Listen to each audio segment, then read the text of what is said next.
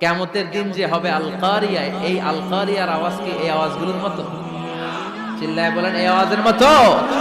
এজন্য আল্লাহ বললেন আল কারিআতু মাল কারিআতু ওয়া মা আদরাকা মাল কারিয়া। সে আওয়াজটা ভয়ঙ্কর আওয়াজ, এটা বজ্রপাতের মতো না, এটা ট্রাকের টায়ার পাংচার হলে যে আওয়াজ হয় ওই আওয়াজের মতো না, গ্যাসের সিলিন্ডার ব্রাস্ট হয়ে গেলে যে আওয়াজ হয় ওই আওয়াজের মতো না, প্রাইমারি স্কুলে দপ্তরে যখন ছুটির ঘন্টা বাজায় ওই আওয়াজের মতো না।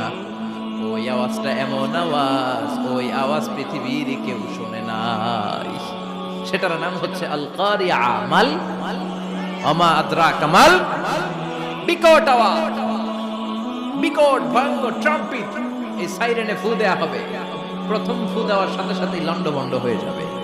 এই ইসরাফিলকে তৈরি করা হয়েছে শুধুমাত্র কেবলমাত্র 3টা ফু দেওয়ার জন্য। চিল্লায় বল